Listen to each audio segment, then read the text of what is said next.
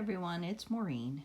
I wanted to show you the most recent doll that I've created here.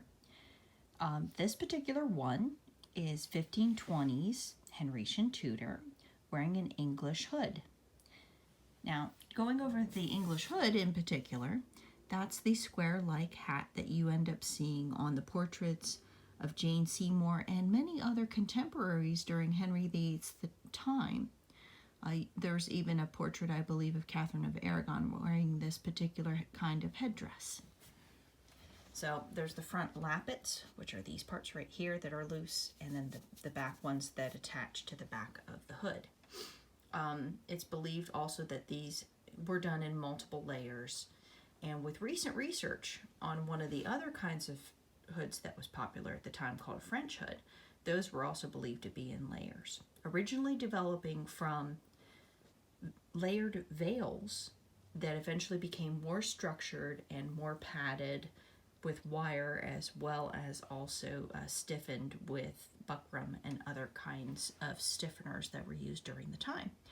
These particular headdresses are very iconic to that particular time frame, from about 1500 all the way through till about 1540 was about when they fall out of style. So in this case, this doll I created is of a golden and off-white coloring, and I did this because I made these two next dolls, this one and another, in a theme. It's particularly sun and moon. So in this case, this is our sun doll. So she has the goldeny colors for a nice damask with a coordinating and actually color matching trim. It's a soutache trim. And then of course I have another kind of damask on the outside with more. This ends up looking a bit more with it being zigzag like rickrack, but I liked the metallic feature of it, and the scale, so I went ahead and kept it. And used it actually a double bit of it around the outer gown, and actually this one has an entire layer underneath here of this same golden damask. So it's an underkirtle and an overgown. And then we used a different material this time around where we did some faux fur. So no animals were harmed in the making of this particular project. This is not real fur, but I do like that it has a bit of spotting to it. And I had enough of it to actually fully line the interior of the outer gown. So we also have a linen shift underneath, but I kept it high-necked instead of low-necked. I'm going to be doing some necklaces and some possible beading on the hat as well. So there is still more details with this particular doll that have to be finished yet, but I wanted to show you some current progress as to what I'm working on. And this is not a sponsored video, but I do have some unicorn animals that are going to be created for these two.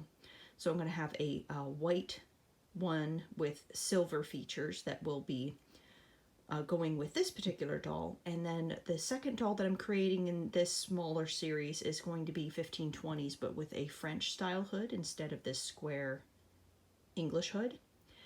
And with that particular one, I am going to have a black unicorn with gold features. So there's going to be sort of a little bit of a yin and yang little feel with these two dolls in particular. The doll bodies themselves were purchased instead of made by me. You can, of course, buy the kits, make the dolls the way that you like. These two don't seem to have any wire or support, so I would have to use a doll stand with them if I wanted to have them stand up. Because really they're designed in such a way that the person who made the doll, as far as the doll body is concerned, had them more for sitting. I really do love the profile on this. And I have the back end of the outer gown pinned up, which was actually quite popular to show off a unique lining, and with this kind of fur trim that would have been appropriate for the time frame. The four sleeves here match the underkirtle in that case. We have some silk organza on the edge with some trim. This is the same shift underlayer that I created a little ruffle with as well. So I think she really turned out quite beautiful in that case. And making things in a smaller scale does take a bit of a challenge, I have to say. So especially making the gabled hood was quite the challenge. But I do look forward to showing this doll to you with its future unicorn companion. And I'm almost done with the moon doll, which I will create a separate video on. And hopefully be able to film them both together with their unicorn companions. I think it will be fun. And I have jewelry yet to finish, so still lots to do, but making lots of wonderful progress as well. And if you liked this video, please consider liking and subscribing. I upload videos about once a month or so. And of course, if you have any questions, you can leave them in the comments and get in touch with me at any time.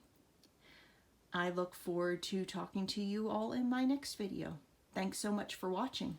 Bye-bye.